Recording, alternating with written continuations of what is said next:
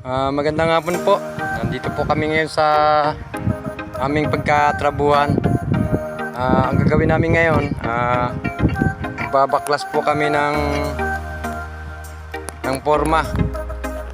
Po, babaklasin po namin yan. Ilipat po namin dito. Dito namin ilipat. 3 graba, 6 na buhangin, siminto. Ito po yung bubuhusan namin. Isang poste na lang po. Yan, panggabi po kasi kami, overtime namin to. Ito na po, nakabuo na kami. Nakaan lang po namin yan. Nabakain para mamaya haluin na lang. Tapos bubuhos doon.